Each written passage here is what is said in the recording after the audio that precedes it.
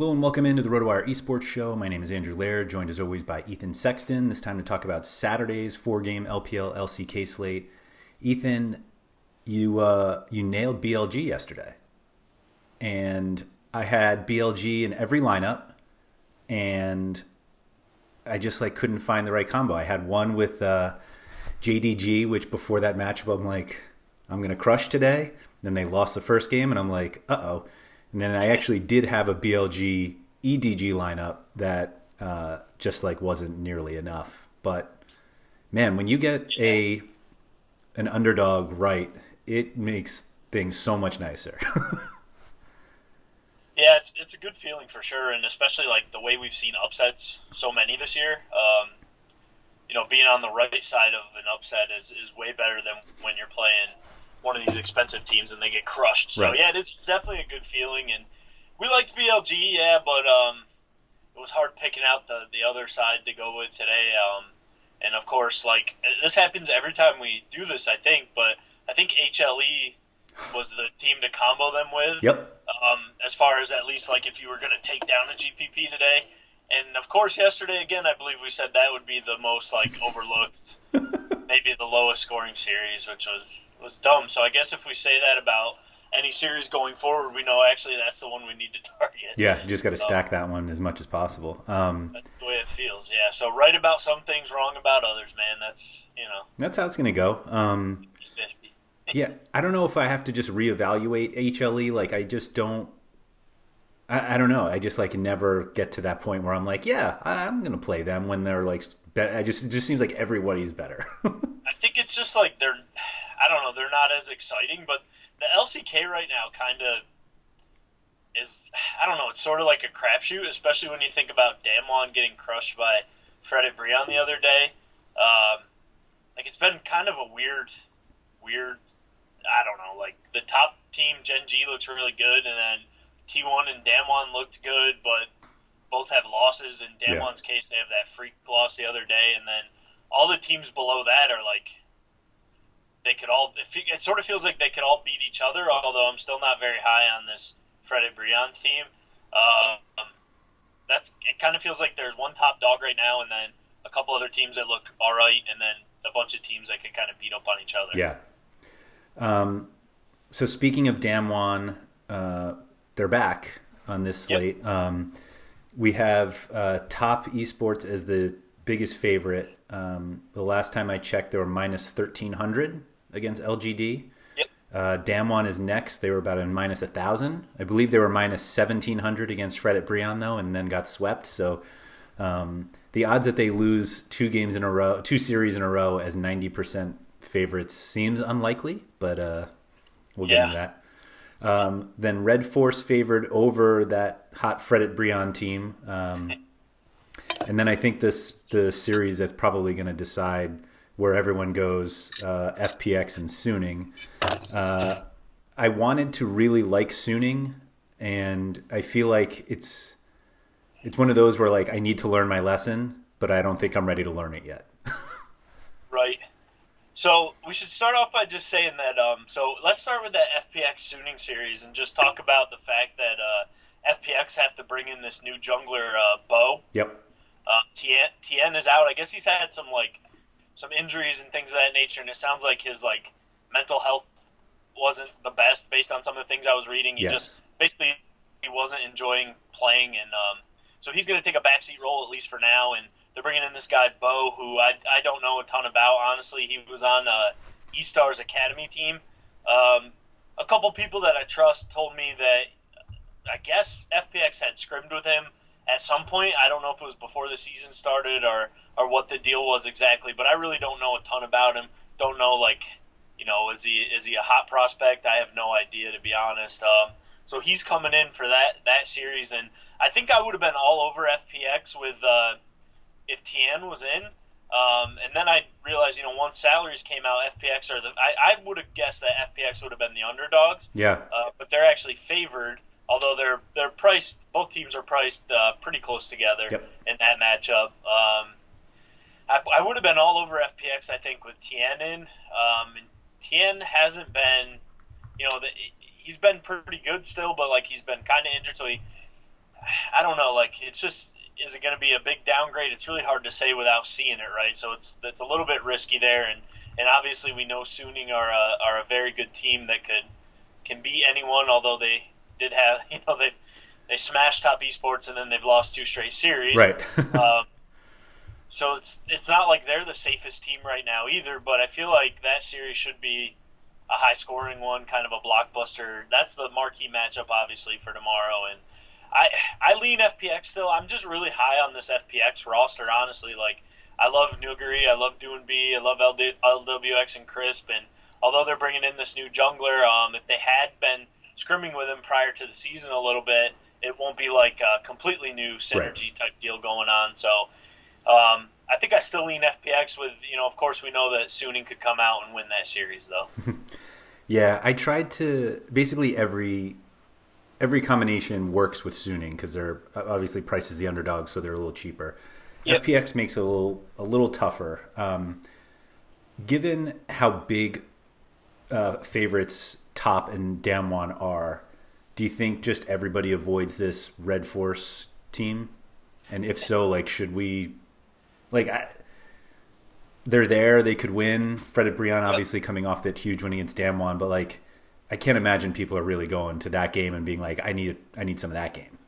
Right, but then it ends up being like today's HLE, right? Like, whoever wins is going to be the team that scores the highest on the slate. So, I mean, I think your line of thinking, like, to me, makes a ton of sense, though, because that's like the least exciting series in the sense that we've got two teams that could be the worst 2 teams in Korea. Right. Basically, it's like, who's really going to be excited about playing either side? I mean, so I understand it from that way, and probably that series goes overlooked. But as we've learned the harsh lesson here multiple times now, that just because it goes overlooked or you're not like excited about playing either side doesn't mean that whichever team wins that series can't put up a ton of points. Like, neither team looks very good. I mean, I know Fred Brian won, shockingly swept Jamon the other day, but I don't know. That just seems like kind of a fluke. So, do people go to them since especially because they're priced as underdogs? Do people look to them so they can jam in the high-priced favorites? Maybe, and can't fault anyone for wanting to do that because they could obviously win this series. I don't think Red Force are that good either. So it could be a way people look to go, especially since, they're coming off a sweep of Damwon and they're in most roles, I think they're the second cheapest team on the slate. So you obviously get a lot of salary savings by looking at Fred and Brian, but I'm not excited to play either side of that matchup, honestly. Somebody's got to win, though. Right, somebody's got to win. It seems like this situation, had they not beaten Damwon, we would have looked at this one being like, this is one of the opportunities that Fred Brian has to win. Like, they're that bad that, like, but now if they're facing another bad team, like, they should be going all out. Yeah. But they have this Damwon win underneath their belt already. So now it's like, it's throwing everything off, honestly. Right. I think the irony would be building a Damwon Fred Brian stack. Like, right. I know. Like, I don't know. That just, I want no part of it. It seems crazy. I mean, Damwon, I wouldn't shy away from talk about Damwon though. Like, I wouldn't shy away from them just because they had that shocking loss the other day. Obviously, that will piss you off if you played them the other day, but I still think Afrika are going to end up being one of the bottom teams in Korea too. And Damwon should be, they should be annoyed that they got smashed by pretty much everybody's consensus worst team. So I would expect them to come out strong and win that series. And I'm not really looking at Afrika for an upset at all, to be honest. So Damwon feel pretty safe on this slate. And then like FPX Suning is kind of a coin flip to me, especially with TN out, but leaning FPX. And then Fred Brian, Red Force, like, I don't know. That's the one that's hard to call, I think. If I was going to play either side, I'd probably play Brian just because they're the underdog, but I wouldn't be very confident about them winning. And then the last series, Top Esports are huge favorites, but we should at least mention that LGD are going to bring back Kramer for this series. Yep. So he's going to start for the first time this year, and he is their best player. So it's definitely an upgrade, especially when you think about Garvey as their backup top laner and had to play out of position for the first 3 series. So that's a huge upgrade for this LGD lineup. Is it enough to take down Top? I would I would lean no. Obviously, top esports haven't been great so far this season either, but I think they're kind of seems like they're starting to right the ship a little bit. And they're too good, I think, to really continue to underperform like they had been. So I would lean top esports there. I just think they're better across the board, honestly. And even though Kramer is a good player and a good AD carry, I'd still take Jackie Love over him. So I'd be looking at top esports there, even though Kramer's back. Yeah, I think that's a pretty safe one.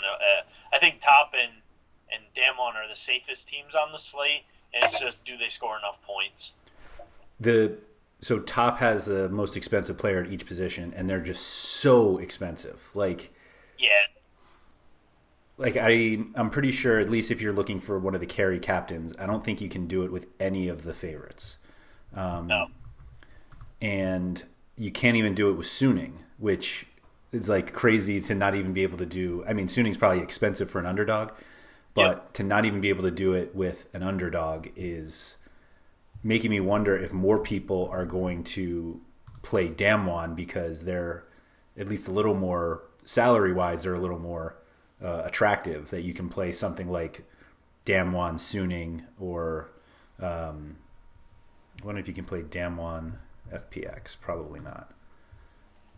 No, you can't. So I don't know. It's just like I wonder if the top prices are just so high that it actually pushes a few people to Damwon just because like you're getting almost as big of a favorite. Kills probably won't be quite as high, but like almost as big of a favorite, and they're at least cheaper. Yep, I think it's definitely going to be a safer build to go with Damwon and like a Suning or something like that. Whereas if you play top esports, you're really only able to pair them up pretty much. If you want to do double captain anyway, right? You're pretty much only able to pair them up with either Afrika or Fred at Brion, and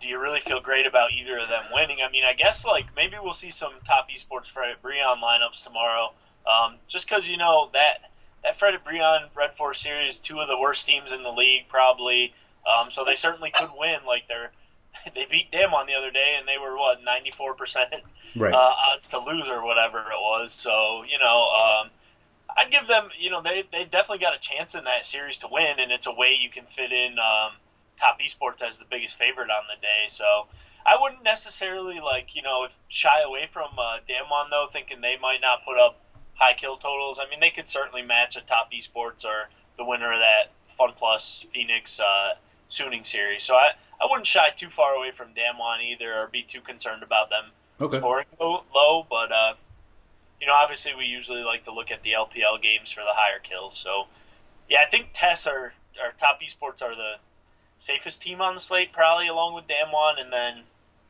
those other two series are like kind of crapshoots. But So I actually wonder if we'll see a number of one-off lineups tomorrow, just in order to try to fit in at least like top and FPX or something like that. So it seems like Jackie Love's like the obvious place you go for you if you want top. If you can't get Knight, like who's the third TES guy that you usually want to consider? Well, it's really depends. Like Karsa hasn't always been that carry style jungler, so whereas other guys like Apina or Kanavi or like guys like that will pull out a lot of carry picks. Karsa certainly can do it, but a lot of times he takes more of a like supportive role in the jungle and just lets his laners kind of dominate. So 369 is a guy who can play carries in the top lane and take over games, but of course the caveat there is he plays top lane, and usually that's the role with the lowest kill participation. Right. So, and then it's like, do you really want to jam in double support?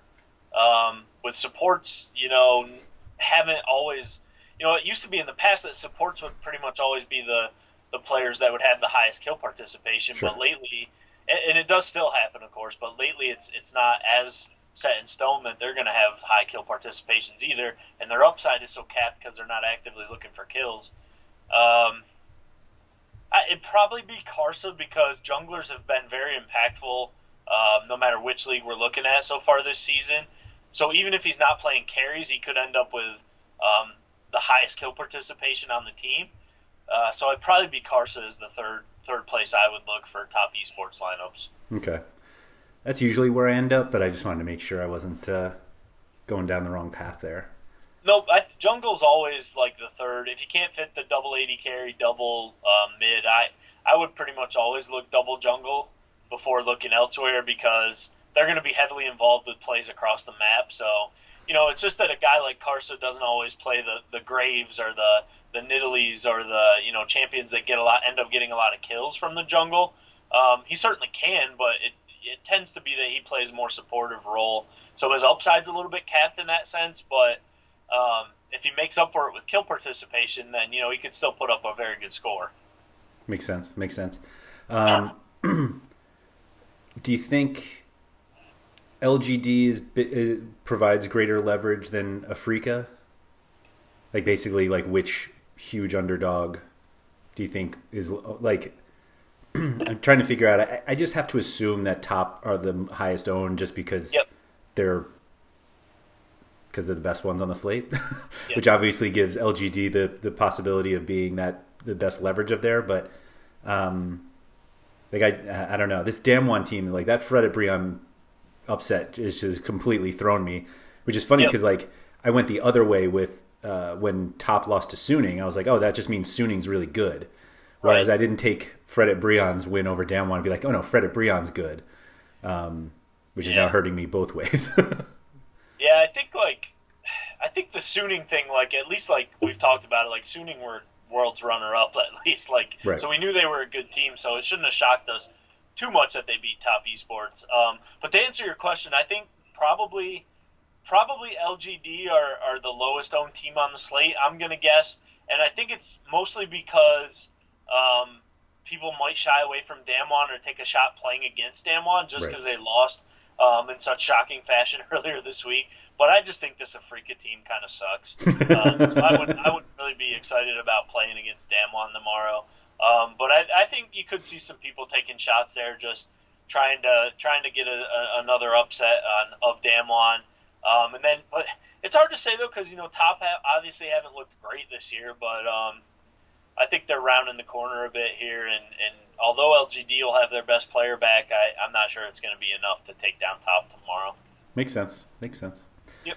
All right. If you guys have enjoyed the video, if you could just please hit the like button below. Feel free to subscribe for all of the RotoWire videos. We're covering League of Legends, NBA, NHL, NFL. I actually posted an NFL one about 2 hours ago, so feel free to check those out. Also, if you want to try out RotoWire, get all of our League of Legends stats, some of which show up in this video, just go to rotowire.com/pod, P-O-D, and that gets you 10 free days to the site, as well as access to our subscriber Discord, which has gotten pretty hot recently with League of Legends, so check that out. So, Ethan, thank you for that, and good luck on Saturday.